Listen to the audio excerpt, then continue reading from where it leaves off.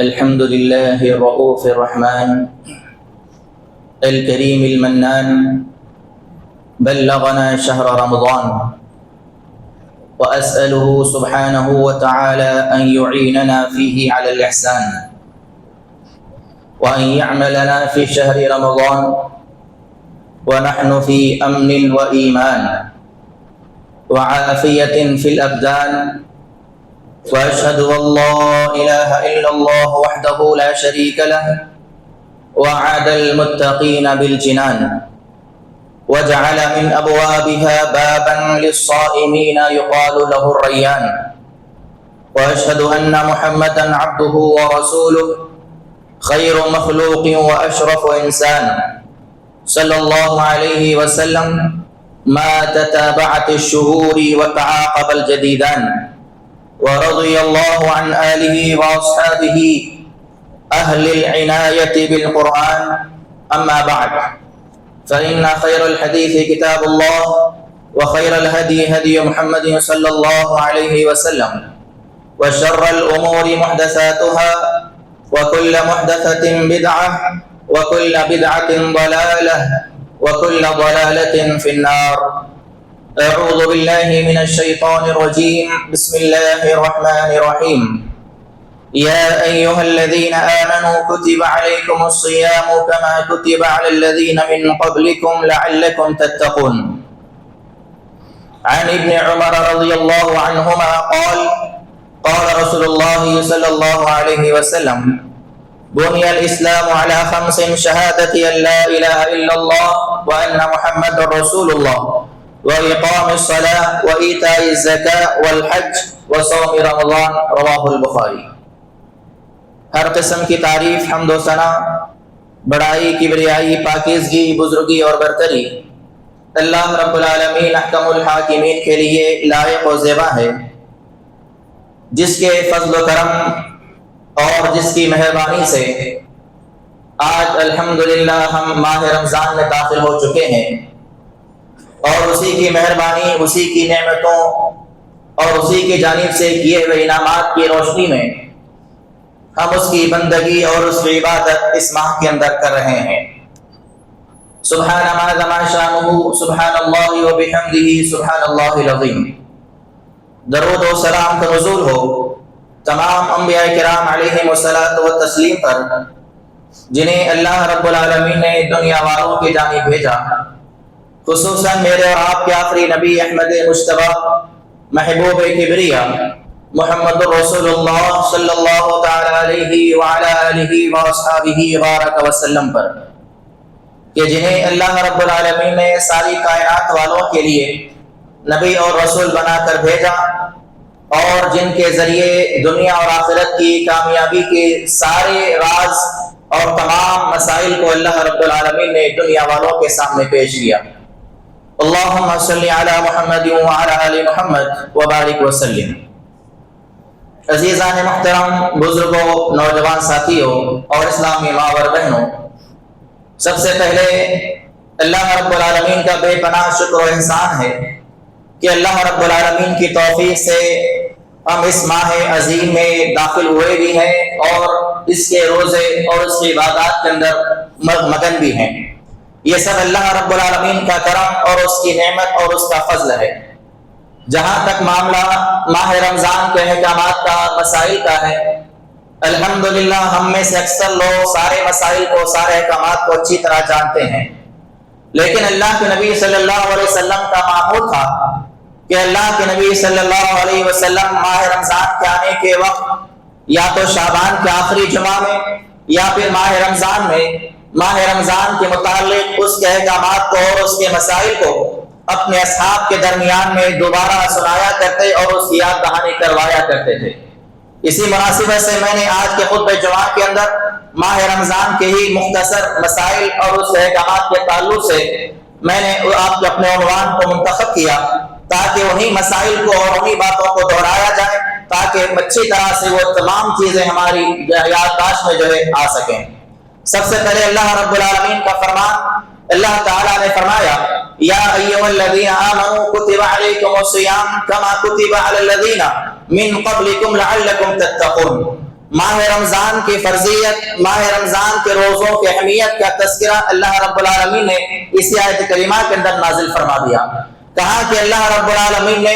ایمان والوں تم پر اسی طرح سے روزے فرض کیے گئے ہیں، تم پر اسی طرح سے روزے فرض کیے جس طرح سے تم سے پہلے والوں پر روزے فرض کیے گئے تھے۔ اور اللہ رب العالمین نے اس آیت کریمہ کے اندر روزوں کی فرضیت کا یا روزے رکھنے کا ایک بنیادی مقصد کو اللہ رب العالمین نے واضح کیا اور بیان کیا، اور وہ مقصد ہے ہمارے دلوں میں تقویٰ پیدا ہو جائے،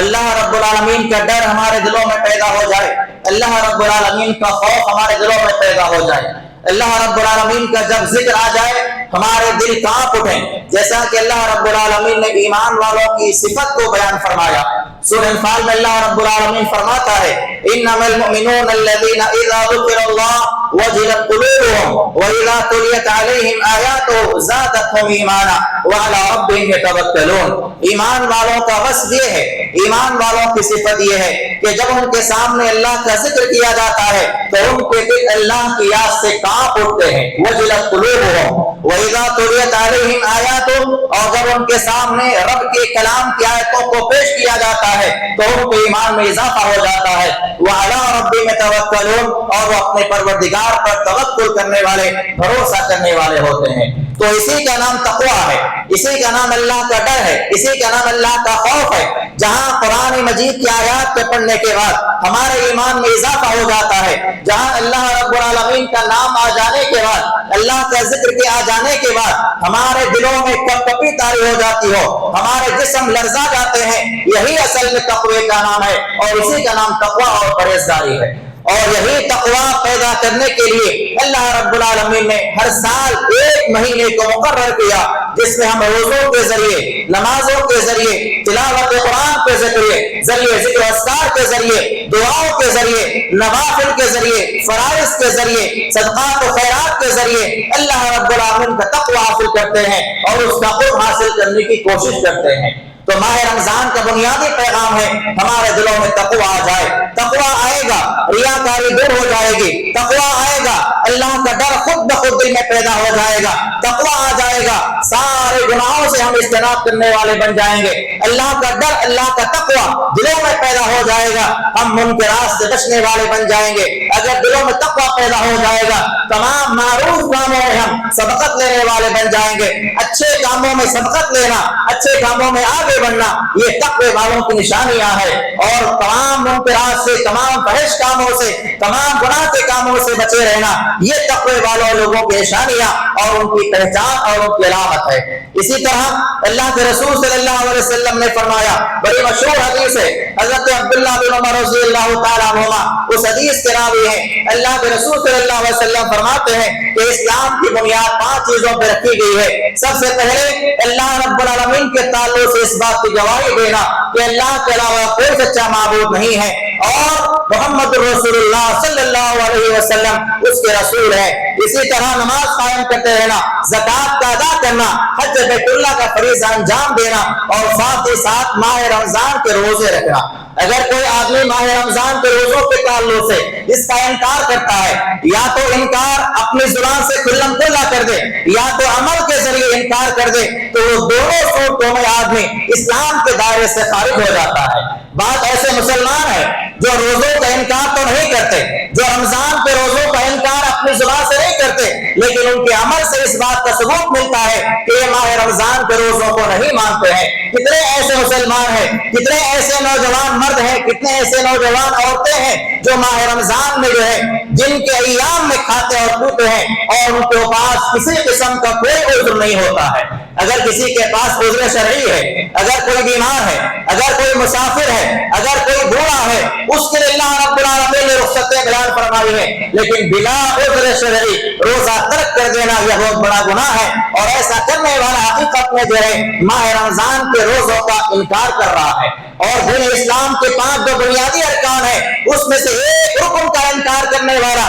گویا کہ دار اسلام سے خارج مانا جائے گا، اس کا اسلام سے کوئی تعلق نہیں ہوگا۔ ماہ رمضان کے روزے کن لوگوں پر فرض ہے؟ ماہ رمضان کے روزے مسلمان پر فرض ہے، عاقل پر فرض ہے جو عقل والا ہے، اسی طرح بالغ پر فرض ہے۔ نابالغ بچے، چھوٹے بچے اگر روزہ رکھیں، ان کو روزہ رکھنے کی عادت دلوانے کے لیے روزہ رکھوایا جاتا ہے تو اس کا ثبوت ملتا ہے۔ اللہ کے نبی صلی اللہ علیہ وسلم کے اصحاب جو ہے اپنے چھوٹے بچوں کو رمضان کے روزے رکھوایا کرتے تھے تاکہ ان کو عادت ہو جائے۔ عادت کے طور پر روزہ رکھوانا جائز ہے، مگر نابالغ بچوں پر روزہ فرض نہیں ہے۔ اسی طرح معاملہ پاگل آدمی ہے، ایک دیوانہ آدمی ہے، نہ اس پر رمضان کے روزے فرض ہے نہ اس کی جانب سے فدیہ دیا جائے گا۔ جہاں تک معاملہ بوڑھے لوگ ہیں، کمزور لوگ ہیں، ضعیف لوگ ہیں، یا ایسا بیمار آدمی ہے کہ اس کی بیماری اب کبھی بھی شفا میں تبدیل نہیں ہوگی، وہ زندگی میں کبھی بھی روزہ رکھنے کی طاقت نہیں رکھتا، ایسی صورت میں ان لوگوں کی طرف سے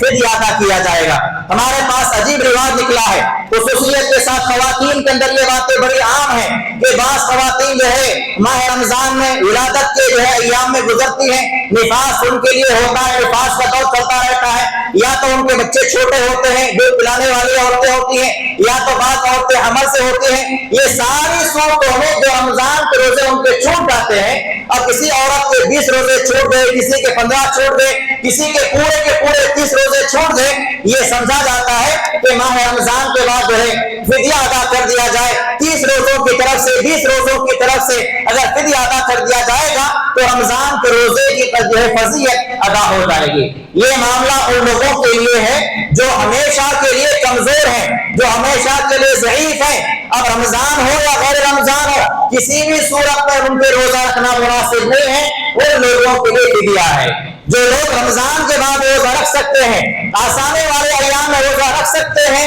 ان کے لیے فدیہ دینا جائز نہیں ہے، چاہے وہ خواتین ہو چاہے وہ مرد ہو۔ اسی طرح معاملہ جو ہے ایسا بیمار آدمی کہ اس کی بیماری کبھی اچھا نہیں ہونے والا ہے، بیماری اس کی مزید بڑھتی جا رہی ہے، کمزوری بڑھتی جا رہی ہے، رمضان میں بھی بیمار تھا، رمضان کے بعد بھی بیمار ہے، ایسے آدمی کی طرف سے فدیہ ادا کیا جائے گا۔ وگرنہ ایسا آدمی جو رمضان میں بیمار تھا، ماہ رمضان کے بعد اچھا ہو گیا تو اس کے لیے رمضان کے چھوٹے ہوئے روزے قضا کرنا واجب ہوگا۔ تو فدیے کے تعلق سے بڑا بنیادی مسئلہ ہے، یہاں پر بہت سارے لوگ جو ہے غلطی کرتے ہیں۔ اللہ رب العالمین نے قرآن مجید کے اندر ماہ رمضان کے تعلق سے ایک اور بات بیان فرمائی، وہ بات ہے ماہ رمضان میں اللہ تعالیٰ نے قرآن مجید کو نازل کیا۔ یہ مہینہ قرآن مجید کے نزول کا مہینہ ہے، قرآن مجید کے پڑھنے کا مہینہ ہے، قرآن مجید کی آیات کا تدبر اور غور و فکر کرنے کا مہینہ ہے، قرآن مجید کے پیغامات کو سمجھنے اور اس پر عمل کرنے کی کوشش کرنے کا مہینہ ہے۔ اللہ کے رسول صلی اللہ علیہ وسلم کا معمول تھا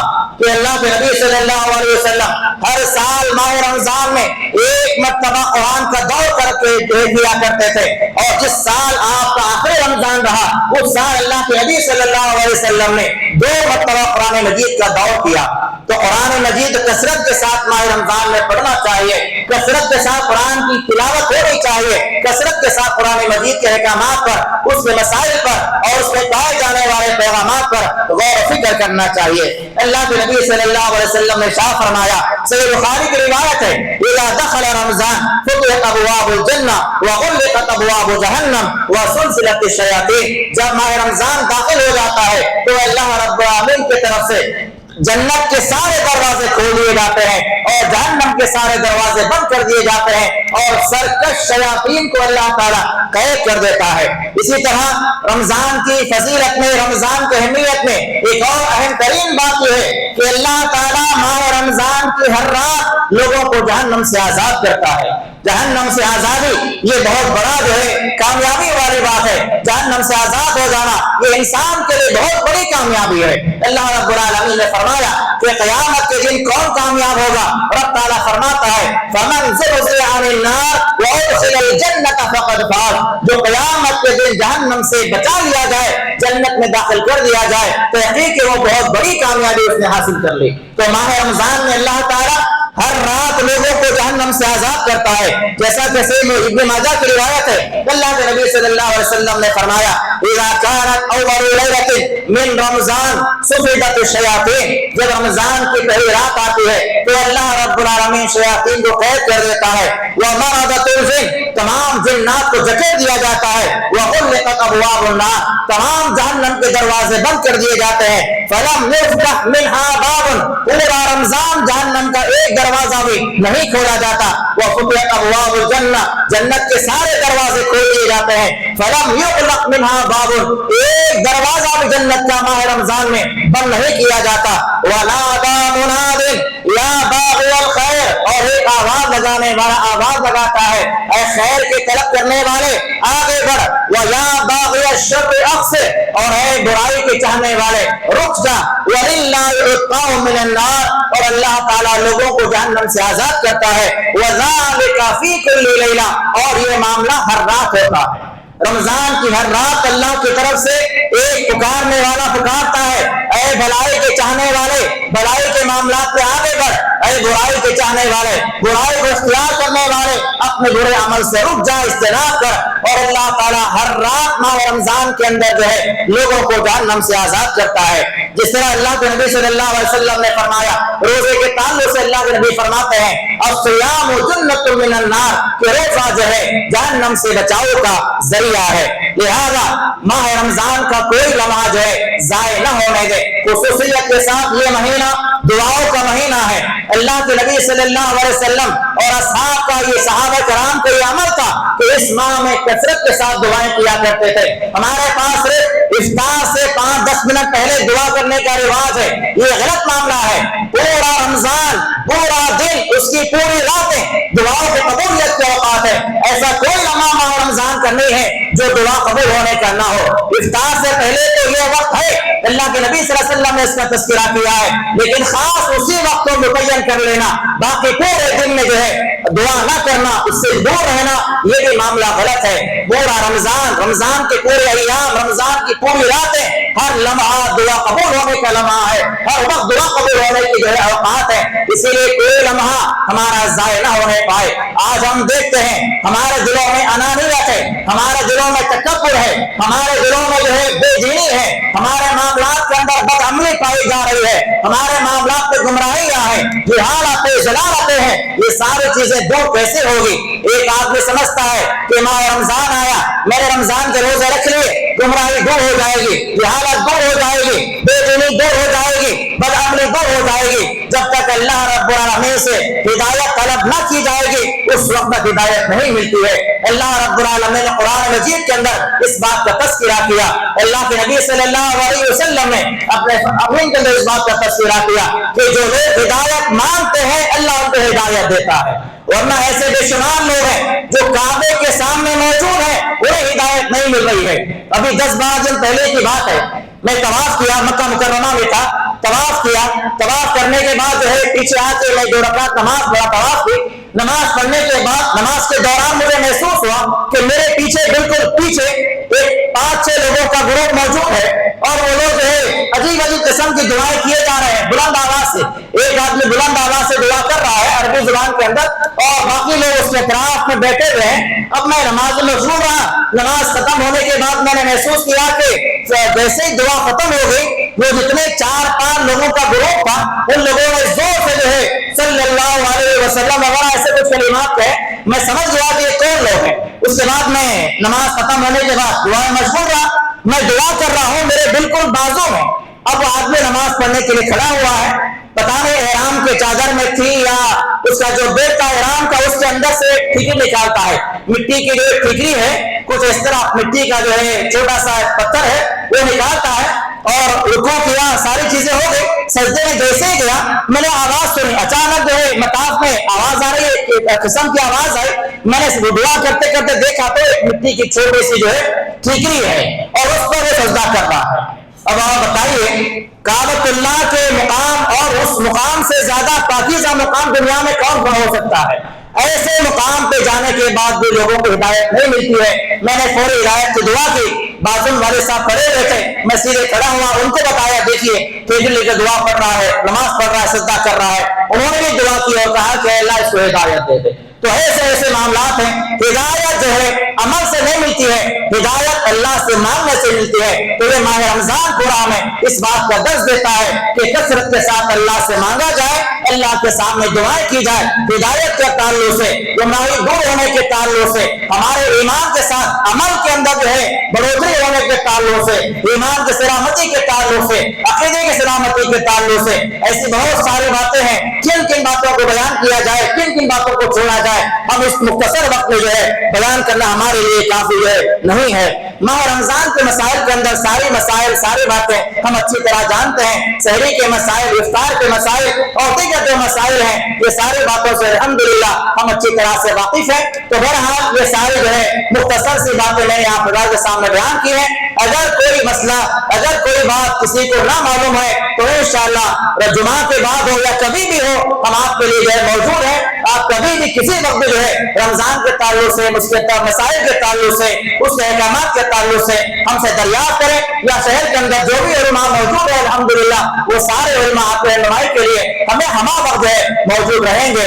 اللہ رب العالمین سے دعا ہے، اللہ تعالیٰ جو خود بھی کہا گیا ہے، کہنے والے کو، سننے والوں کو یہ تمام باتوں کو صحیح معنوں میں جان کر، سمجھ کر عمل کرنے کی توفیق عطا فرمائے۔ اے اللہ یہ ماہ رمضان ہمارے لیے سعادتوں والا بنا دے، رحمتوں والا بنا دے، برکتوں والا بنا دے۔ اے اللہ گزشتہ رمضان میں ہم نے صحیح اعمال نہیں کیے تھے، تجھے راضی نہیں کر سکے تھے، اے اللہ اس ماہ میں ہمیں راضی کرنے والا بنا دے، صحیح معنوں میں عمل کرنے کی توفیق عطا فرما۔ ہمارے جو بھی اعمال ہیں اے اللہ ان اعمال کی اصلاح فرما دے۔ ہمارے اعمال کے اندر جو کوتاہیاں پائی جاتی ہیں، جو کمی اور خامیاں پائی جاتی ہیں، اے اللہ ان تمام کوتاہیوں کو، ان تمام کمیوں کو، خامیوں کو اپنی مہربانی سے درگزر فرما دے، ہمارے گناہوں کو معاف فرما دے۔ اے اللہ جہنم سے آزاد کرنے والوں میں ہمارا بھی نام شامل فرما دے، قبر کے عذاب سے ہماری حفاظت فرما، حشر کے میدان کے اندر پائے جانے والے ہولناکیوں سے ہم تمام کو محفوظ فرما دے۔ اے اللہ ہم تمام ایمان والوں کو صحیح معنوں میں عمل کرنے کی توفیق عطا فرما، عقید توحید پر قائم و دائم رکھنا، عقید توحید کے ساتھ ہمارا خاتمہ فرمانا، دنیا میں تک باقی رکھنا، ایمان کے ساتھ باقی رکھنا، جب بھی ہمارا خاتمہ فرمانا ایمان کے ساتھ فرمانا۔ عالم اسلام کے اندر جہاں کہیں مسلمان بیمار ہے اے اللہ تمام کو شفا کاملہ عاجل عطا فرما۔ ہمارے جاننے والوں میں، ہمارے پہچان کے لوگوں میں جہاں کہیں ہمارے مسلمان بھائی بزرگ یا نوجوان جو ہے مرد عورتیں جہاں کہیں بھی بیماری مبتلا ہیں اے اللہ ان تمام کو شفا کلیہ عطا فرما، تمام کے ساتھ خیر کا معاملہ فرما، ہم تمام کے ساتھ بھلائی کا معاملہ فرما، ہماری مصیبتوں کو، ہمارے تکالیف کو اے اللہ اپنی مہربانی سے دور فرما، عالم اسلام کے ساتھ خیر کا معاملہ فرما۔ عالم اسلام میں جہاں کہیں مسلمان مظلوم ہے ان کے ساتھ ظلم کیا جا رہا ہے یا اللہ تمام مسلمانوں کی مدد فرما، تمام مسلمانوں کے ساتھ غیر کے ساتھ جو ہے غیر کا معاملہ فرما، ان کے ساتھ خیر اور بھلائی کا معاملہ فرما۔ آمین واقول قولی ھذا استغفر اللہ ولکم وآخر دعوانا الحمد للہ رب العالمین۔